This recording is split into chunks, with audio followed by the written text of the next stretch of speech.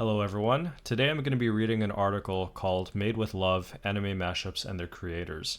This article was written by Justin Kim on behalf of Unwinnable, and they are a monthly magazine, and this is issue 172. Now that this article is public to everyone, I just thought I would read it and kind of give my own thoughts on it and just kind of give more exposure to this because I think that this is one of those topics that are not as explored. Just a little background on Justin Kim. He's a designer, game maker, tarot reader, and writer who enjoys sharing his interests to a captive audience.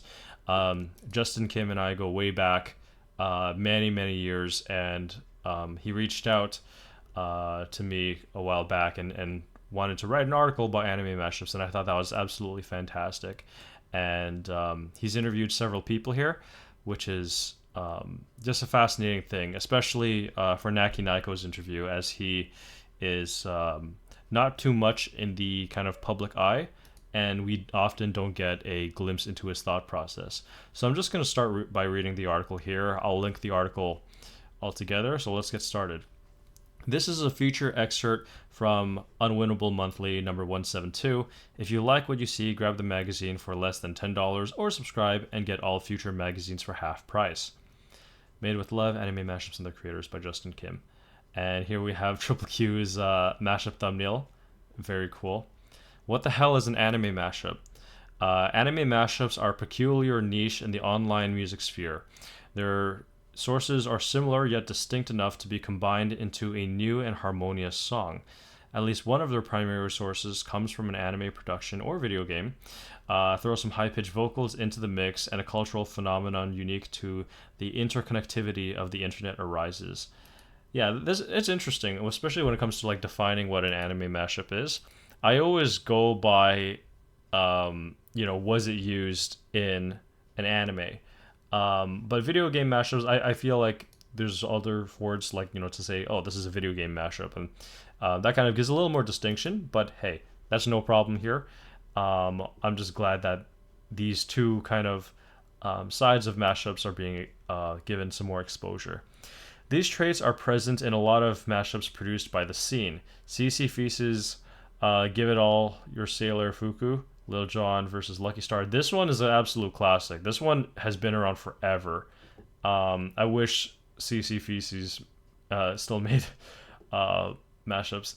Sets the vocals of Lil Jon's 125 BPM club banger, Give It All You Got, to the hyperactive 150 beats per minute beat of the iconic opening Take It Sailor Uniform.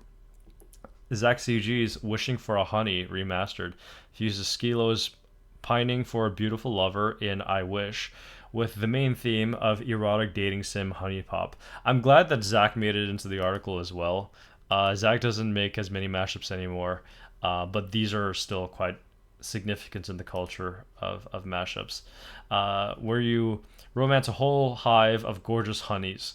Anime mashups can only exist in a world where technology helps us find and forge creative links between songs without direct connections. I quite like how that's this part right here. It's all about creating these kind of mental connections with things that you've watched in the past or listened to in the past, and it takes a different spin on it.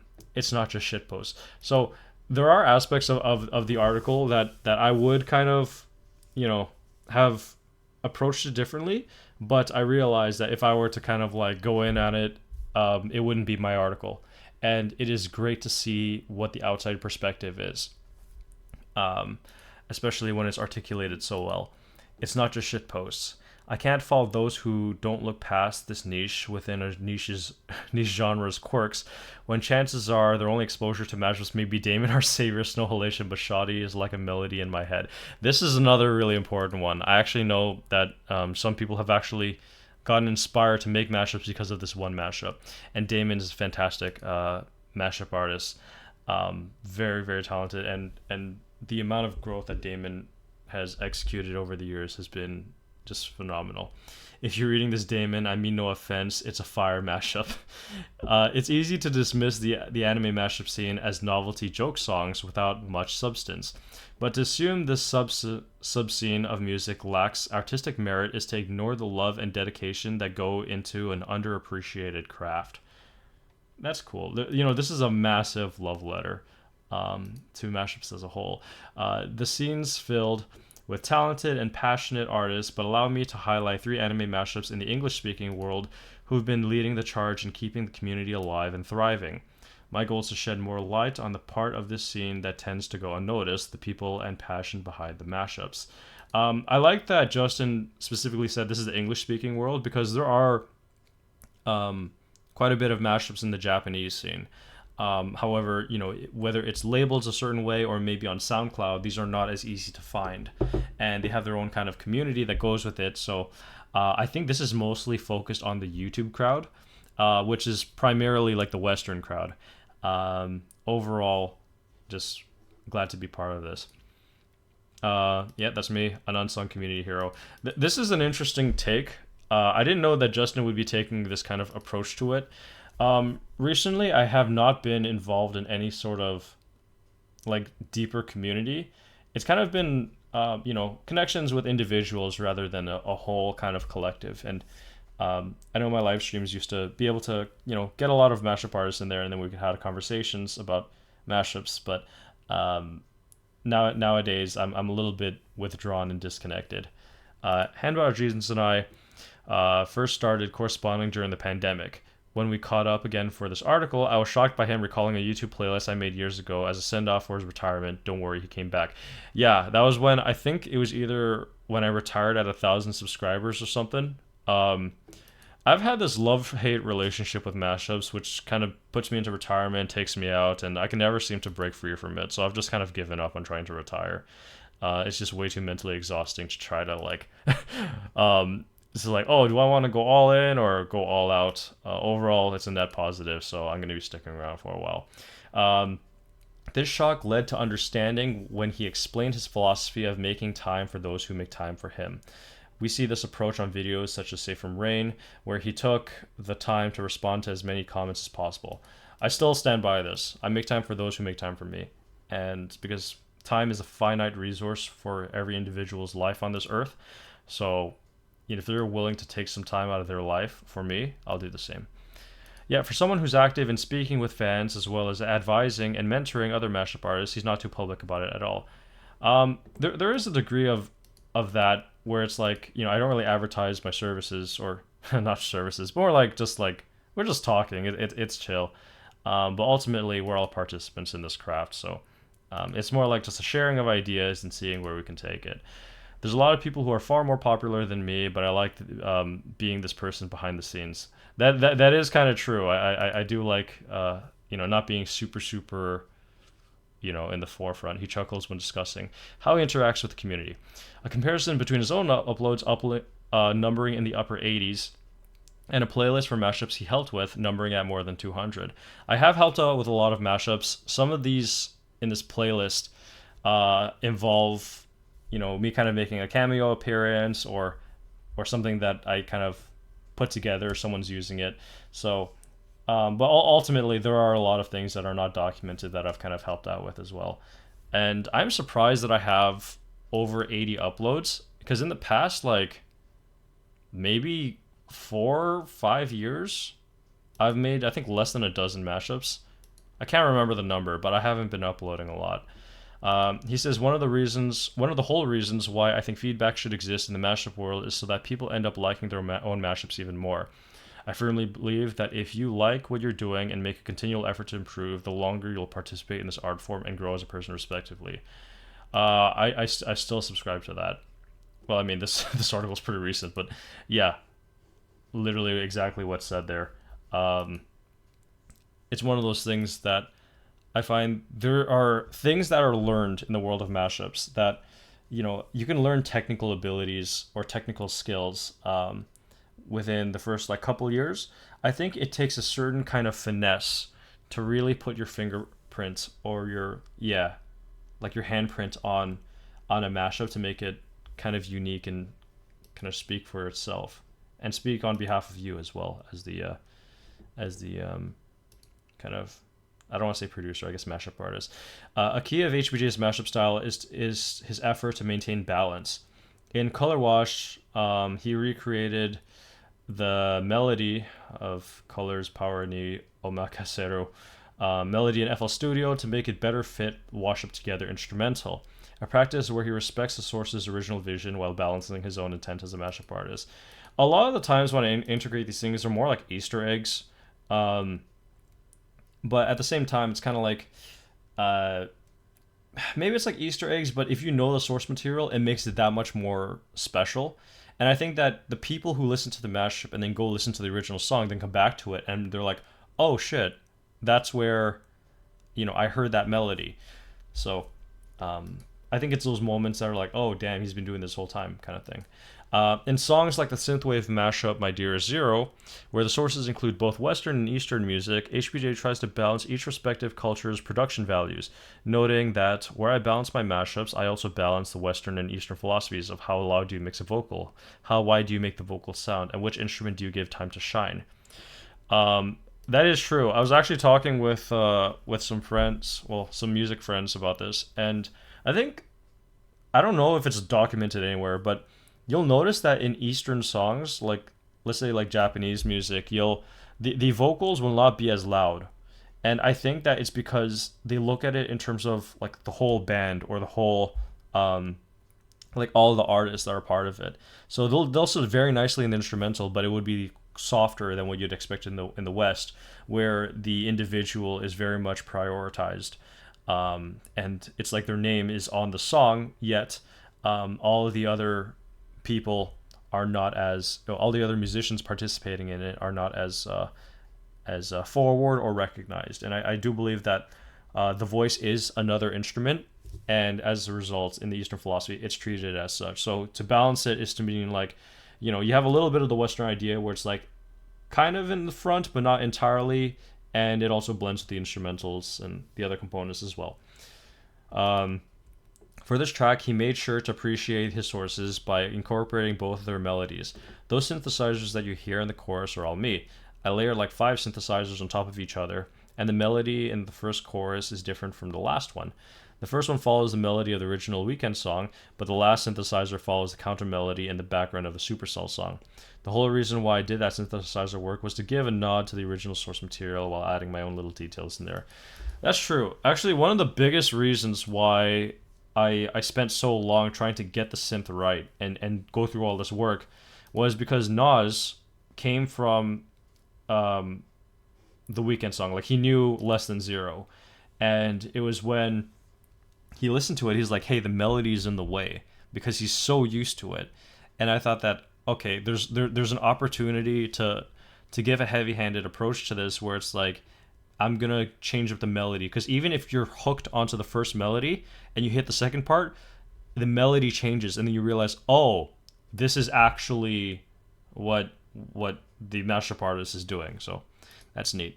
To him, balance in mashups is a sign of appreciation for each source that made a contribution to the overall product, an attitude that comes from his background in architecture.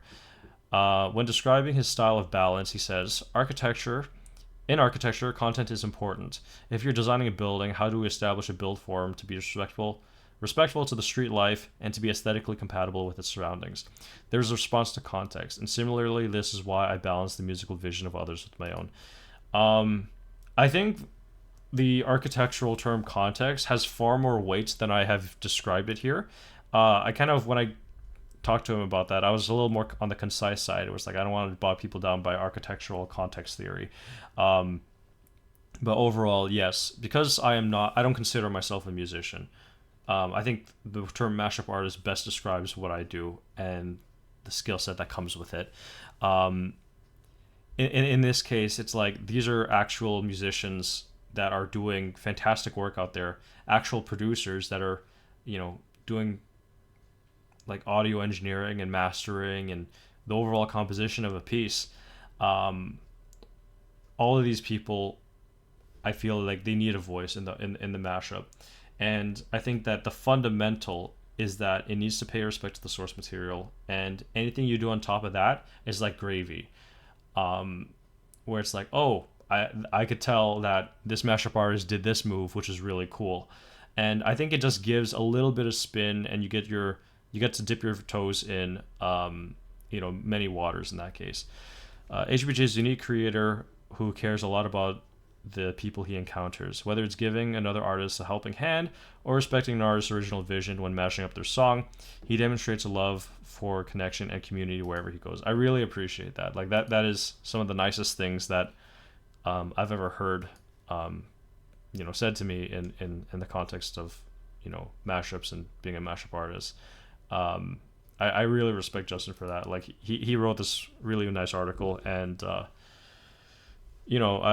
I think that it's moments like these that make me realize that the 12 years that I've been mixing music has kind of amounted to something. Oh. Sorry, drinking my water. Triple Q, meme and mashup veteran. So Justin wasn't able to interview Triple Q. I would have absolutely loved to hear Triple Q's process. Meme and mashup veteran. He's an absolute mashup veteran. Great memes, and just no matter like sometimes with Triple Q the mashups are hit and miss. However, I don't think anyone can deny that they're not entertaining. There's a certain touch to it that makes it distinguished. Like, oh, this sounds like a Triple Q mashup, whether it's the combination or what kind of curveball source he throws in there. He has a certain kind of vision that I think that there's a lot of mashup artists, like the ones that exist in the meme realm, who've tried to capture that, or maybe not specifically capturing Triple Q's kind of vision or quirkiness, or maybe they've made it their own. But I feel that Triple Q, even though he's operating in this kind of realm, he still is very distinguished. And it's not just because he has a lot of followers, it's because his pieces stand on their own.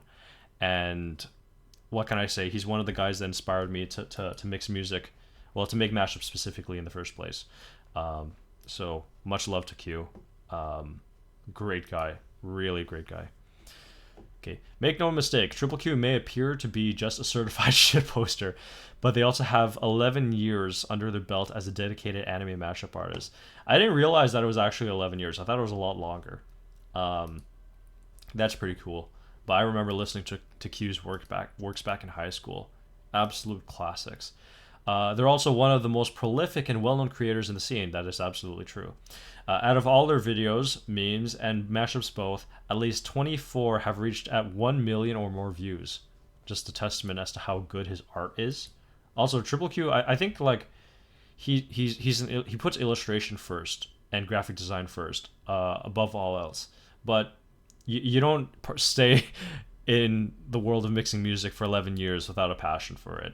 I think that Q is just this all-rounder that just makes fascinating stuff, and every piece is a glimpse into his own mindset. Sorry, I'm throwing in a lot of my own opinions here. I'm derailing from the article. It also helps that they're a professional illustrator and graphic designer who likes to draw the cover art for their works. That's absolutely true. You can tell when Q goes all out on a mashup when he full-on, like, draws it himself. Many of Q's mashups follow the standard anime mashup formula of having two songs riff off each other with perhaps a third source to accent the pairing. Oh, see, like, this is what I was talking about. Such as the flower was Licorice Recoil versus Harry Styles, but having less sources doesn't diminish the quality of the final product. I think that's also really important, this one particular saying here, because a lot of, well, I don't see it that much nowadays, but like back in the day, people thought that a mashup is good when you have more sources in it. And I think that it's how you handle the sources. It could mean, like, yes, like, sometimes having more sources will help it out. But ultimately, I think it's one's vision of it. They also reuse their sources, across multiple projects, such as with the Ocean Halation Love Live versus Yellow Card mashup being one of many Snow Halation mashups in their repertoire. Another frequent technique Triple Q uses across their discography is sampling dialogue in pieces such as I Really Want to See the Fireworks at Your House, Cyberpunk, Edge Runners versus Katy Perry. I like this. This mashup is really cool. And Triple Q... Okay, so there's a little bit of a story behind this one. Q had this combination in mind, and he wasn't really like, he was still like on the maybe back burner, or maybe the cutting block is a better word. Um, like he actually showed up to one of my live streams and said like, hey, like I'm thinking of doing this combination. So then I was doing the combination and I was trying to like figure it out, and I'm like, man, it wasn't working. But Q made it work. With enough time, it really shined in Q's discography.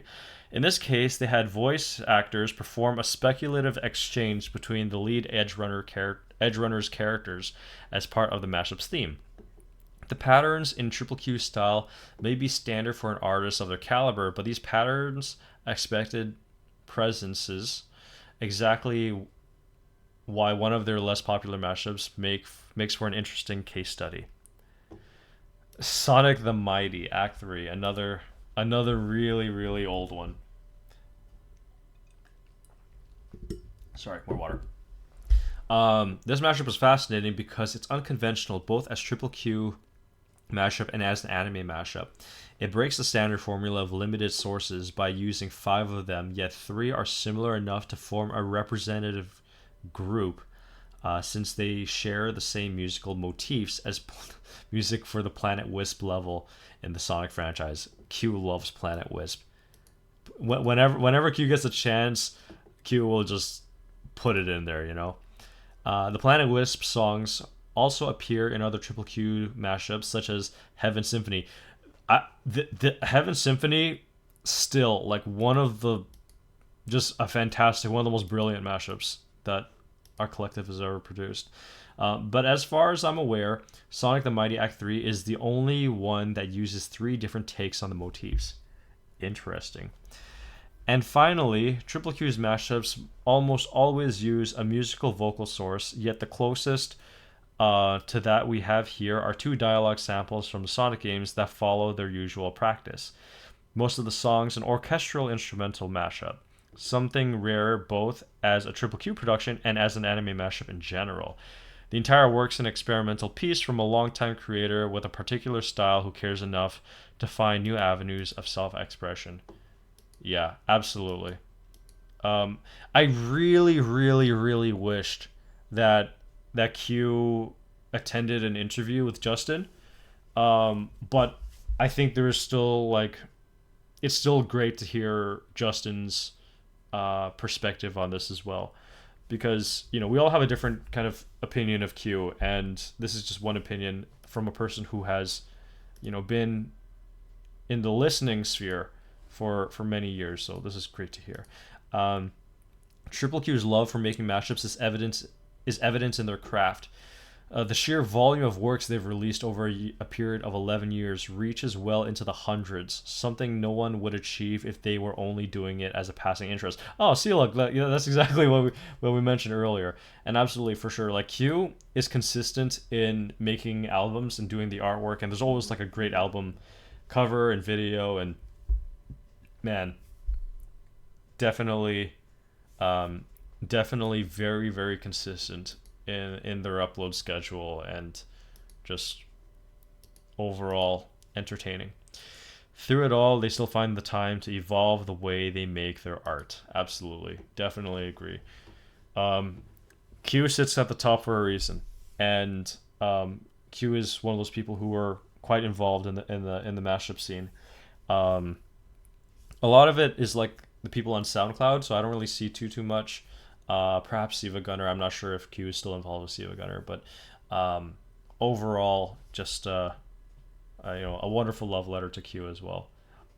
Q is definitely a very creative individual, and I can't express enough love for Q. Just absolutely an inspiration to many mashup artists, and in the newer generation, being inspired by certain people. It's probably like those people were inspired by Q. Okay, nakinyko. Nakinyko literally needs no introduction. I don't even need to say anything. Justin Kim reached out to me and said like, hey, can you put me in talks with nakinyko? And I said, yeah, sure. Like, because nakinyko, we talk every now and then, and I think that we hardly get a glimpse into how nakinyko handles music.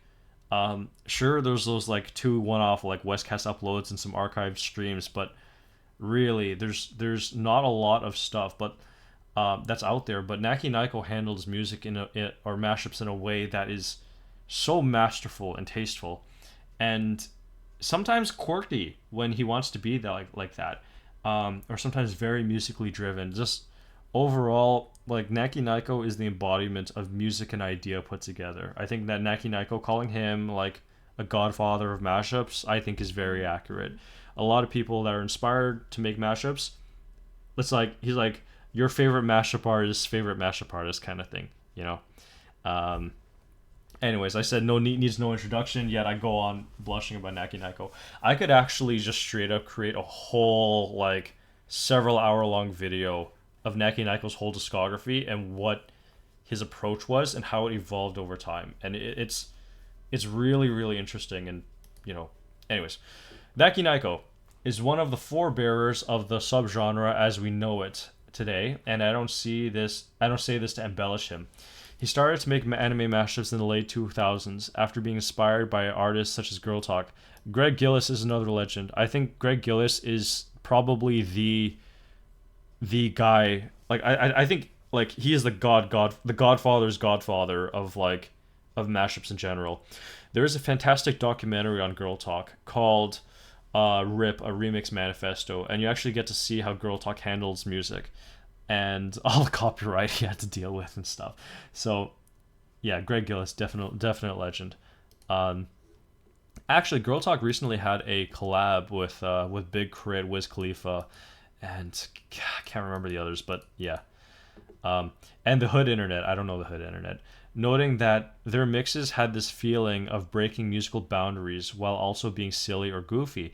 And I think I just wanted to make stuff with the same concept. The silly or goofy thing is like, even though there's this kind of element of humor to it, it's grounded in a strong sense of musicality. And I think Naki's album, 2 years worth of noise, perfectly captures that feel. And yes, people can make comparisons to like Avalanches or Girl Talk, but I think that Naki has brought it to a place where it is uniquely his own, and I can't think of any other mashup artist to be able to execute and handle music that to that degree of mastery, myself included. Like I don't think that I could do something like what nakinyko did. Like I just want to talk. I'm gonna put a little bookmark here. I just want to talk about 2 years worth of noise. First off, a lot of the mashups that he put there are actual like old projects that he either left on the back burner or didn't pursue. But if I recall correctly, and I'm probably butchering some of this information because this was many years ago, I think he DJ'd for his cousin's wedding, and some of the mashups like his It's Real and Bad Boy. Like that one was straight up from that wedding, and that was like 4 or 5 years ago, maybe 3. I don't know. It was a long time ago, but it is like a giant like run through of everything he's ever done, and I think that's just brilliant. Anyway, sorry, I keep getting derailed. But incorporating anime and video game music, which I didn't really hear much at that time. Yeah, for sure, definitely. nakinyko used to like mix anime with hip hop because there wasn't a lot of people who did it, and from what he's told me, like he actually didn't have a lot of people who really understood what he was trying to do. But then I think he found his footing in the internet, and that's what really kind of brought him to where he is. With a long career in the anime mashup world, it's no surprise that other artists such as Triple Q name him as one of the reasons they began making their own mashups. See? Inspired by Naki, inspired by Q. Just absolute godfathers. And I wish that the younger generation of mashup, well, not younger because age doesn't have anything to do with that, newer generation of mashup artists would go back and like look at the kind of discography of these individuals and understand where it came from. And even like the mashups that are rough around the edges, there is a charm to it. Mashups are built on the context of a thing that people did for fun as a hobby, and it does not need to sound professional. Um, I mean, it could be mixed professionally, but I think sometimes keeping some of that roughness in actually drives home the idea that this you're still listening to a mashup. Um, Began making their own mashups. Yet for someone who's been around for so long, he keeps a minimalist presence in the space as well. Absolutely agreed. Nakinyko's mashups 2018 to 2020. I think this was the cover for Penguin Groove, and he actually did kind of revealed this on one of my live streams a long time ago, and just great mashup. And 6 months to a year later, can't remember, he then released it. And I encourage everyone to go on the Penguin Groove mashup, because he actually like links an unlisted playlist where you'll actually hear more Naki mashups that never got released, and some of those are really good. And also, nakinyko has a second channel called Nyko Naki. Literally just take the letters and flip it around. Nyko Naki. And I wish Naki kept uploading to that one. Great stuff on that channel as well. This enigmatic godfather is known for his eclectic range of sources, agreed, consistent quality of releases, and ability to weave multiple sources together as if they were one song. Absolutely. His current style of mashups is inspired by the indie rock band The Go Team and the Plunderphonics group, the Avalanches, who try, as he puts it, to create a new song using smaller bits of forgotten records. Okay, so the Avalanches is great in that, you know, you have Since I Left You, what was that other one? It's Since I Left You. Okay, wait. I got Avalanches since. There was another song. I liked. Damn, how do I not remember? Sorry, everyone listen to Since I Left You. That one's absolutely just a legendary piece. Frontier Psychiatrist. Because I'm Me. That was the song I was trying to remember. This is a great one as well. And when you go to these like sample breakdowns, just brilliant. And there's actually the Avalanches interview. There's actually a video that talks about how the Avalanches works with their music. They break down their samples. This one, the making of Since I Left You, they actually show them like going into like a record store and going through whole bunches of vinyls, and they don't actually listen to the whole song, because they said that, oh, when you're going through thousands of records, you don't have the luxury of time for that. So definitely, like, if you're a mashup artist, these two are very important videos. And then a remix manifesto. This is another important one, because this talks about Greg Gillis. These are very important people in the history of mashups. I'm getting so out of off track. Okay. We see this in songs such as OK, where 10 different songs blend together as if they were made to be with each other. Yeah, OK is fantastic. Another great song. I love, like, it's such a like, when you look at it, it's a simple drawing and it's just OK. And that comes from Olivia Rodriguez's song, I think, Driver's License. And like that one sample is like what the whole mashup was named after. And it's smaller components that make up a whole. As a comparison, the title track of one of nakinyko's favorite Avalanches albums, Since I Left You, samples 17 songs. It's no coincidence that OK and Since I Left You share a mosaic style of production where each source is used with intention in service of the overall song's broader vision. I like the term mosaic style. And, some people think like, oh, yeah, Naki started with AU, whereas like, oh, AU is like the mega mashup that everyone like knew about. But Naki's been doing it for a lot longer. The Key of C is one of those mashups that actually was this one a mega yeah, this one was another mega one. Like 60,000 views, this one deserves way more. This one's so damn good. Like when More Than a Woman hits near the end, like that's freaking fantastic. Yeah. Key of C, yeah, like 13 years ago, and he's been killing it this whole time. Fantastic. Share music style. Okay. To him, part of the fun of making mashups is trying to sample smaller bits and pieces of songs, like drum sounds or riffs, and using them in creative ways. And Nakinyko's 2 years worth of noise album absolutely is um like that is what do you call it, um exemplary of that. Okay, I actually didn't know that the article ends here. There is a longer form of the article. It actually talks a little bit. You know, I thought that this website actually had the entire article. It doesn't look like it has the entire article. I have an editor copy of it, but I don't think I can share that. Um, yeah, I don't think I can share that because that's like behind a paywall. Yeah, please purchase the issue from our shop. Um, okay, so unfortunately I can't share that, but I will say Justin talks about the kind of, I guess like the virality of mashups as well, in that some mashups can still actually go viral, and he made specific notice to MDion's When the Runes Sparkle in September, another great mashup that MDion put in a lot of work for, and it reached incredible degrees of popularity, and I wish it didn't get nuked by copyright, because that one is just so significant to like modern mashups. Well, I say modern, but how long ago was that? My gosh.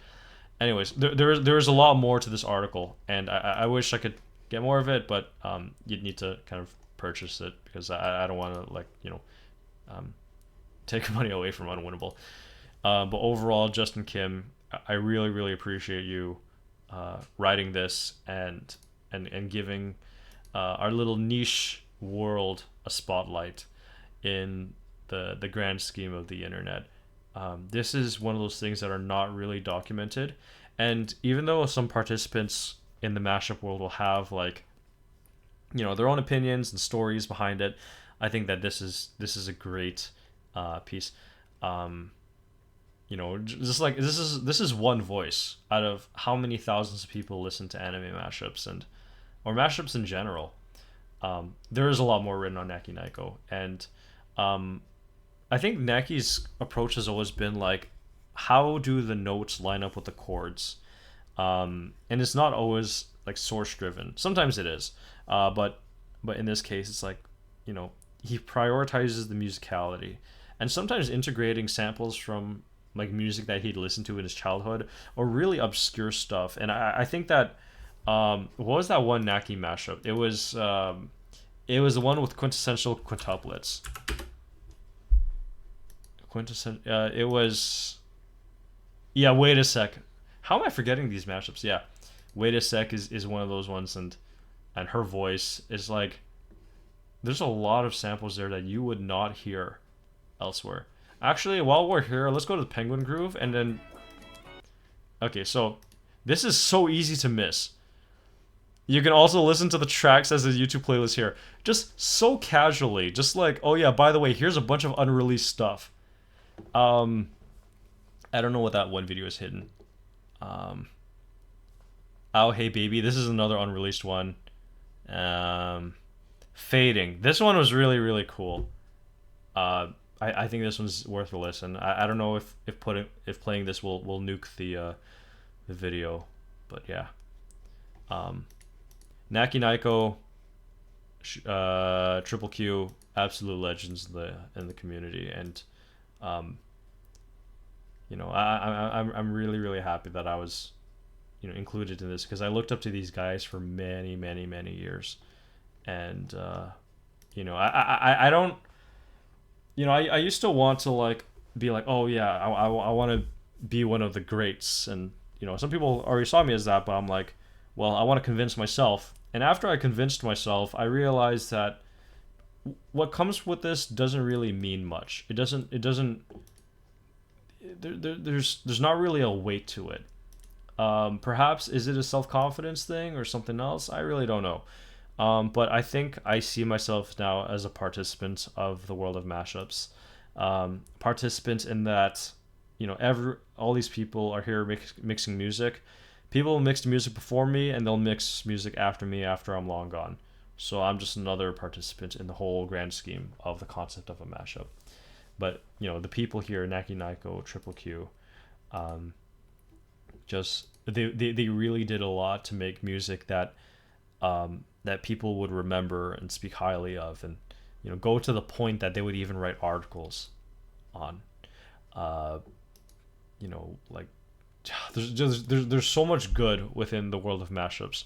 Sometimes it's quirky, sometimes it's more serious, and um, I don't know. I guess I'm just spitting bullshit at this point. I'm just kind of riffing. Um, but yeah, great to see the perspective. Damn, I really wish I had the rest of the Naki Naiko part. But overall, he's like, yeah, focus on chords, um, play with mashups, and like play with music in general, and listen to a lot of music. Naki Naiko listens to a lot of music, and what can I say? He has a great ear for this kind of stuff, and I guess that's what happens when you've been in the game for how long? 15 years. Goodness me. Like, when you have a discography like this, even if you may not sit at the top in terms of subscribers, I think the people who know Naki as literally the like the forefront of um of anime mashups, and actually mashups as a whole. I don't know if I'd want to keep calling Naki Naiko like an anime mashup guy, because it's not just anime mashups. There's video game stuff, and I think 2 years worth of noise is like a departure from, oh yeah, this is anime. No, it's telling of a larger picture. Um, it was an absolute honor to listen to this in its early phases and kind of give some pointers, and see like quite a bit of them actually make it into the final product. So um, I just want to, okay, here's another little secret. Um, Man, 27K views. There's so much more. Um, Naki Naiko actually had an enlisted version of 2 years worth of noise. Um, Originally, the album was supposed to be 40 something minutes, but he actually included some other mashups towards the end to make it a little longer. And in the unlisted copy, I listened to it maybe around a dozen times, so that was like 12 views. That for an unlisted video, it had over 300 views, which means that he listened to his album, like maybe not in full, but at least like around 300 times. Um, and that just goes to show like the pride and effort that he puts into his work. Um, like, you know what? Maybe he actually doesn't need to say anything. The music speaks for itself, and the techniques that are used.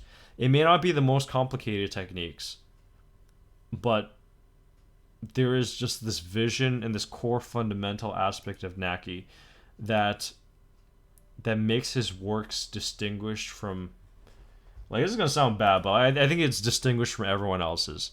Actually, no, that's a good thing. That's a good thing. And lots of people got inspired and make their own mashups, and people's styles even departed from Naki's, and they're making fantastic stuff as well. Same with Q's. The people inspired by Q, just really, really great works of music that have been released. Um, Unfortunately, I haven't been too exposed to the anime mashup scene. I actually don't know what's going on nowadays, or if there's anyone who's kind of climbing the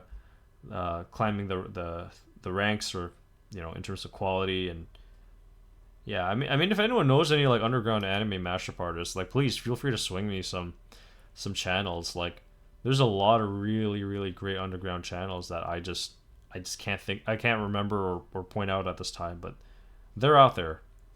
And hopefully anime mashups stick around. As silly as they are, I hope they stick around, because a lot of this stuff means a lot to a lot of people. A lot of this stuff means a lot to a lot of people. It means a lot to me, and a lot of listeners as well. Like if you made it this far into the video, that means that you were interested enough to learn about anime mashups, or at least hear me. So just thank you. for keeping the kind of community or collective alive. Like every view counts. Like, you know, you might be like, oh, I'm just another number, or I don't comment on a video, but the fact that you even listen to it, maybe you show a friend, or maybe honestly, I think anime mashups are the most precious when it's at the listener. You know, the kind of thing that you listen to before you go to bed, or even if you're gaming and you have it on in the background. Like to have it at that individual level where it feels personal, and to have that feeling of like, oh, someone gets me and my music tastes. Or it's like stuff is like, oh man, I can't share this to everyone. There's still this charm to it, and it's not just anime mashups, it's mashups as a whole. And hey, you know, maybe it's not even that deep. Maybe you just like it for the comedic aspect of it. Like that's great too. All of these things bring a little bit of happiness in our lives, and I think that's what makes mashups worth it in the end. 2 years worth of noise. Anyways, thank you for sticking around this long, listening to me ramble. If you want the whole article, by all means, you can purchase it here. I'll link it in the description. And I'm not endorsed by these people at all. I just want to share Justin's thoughts on this. Anyways, thank you very much, and take care.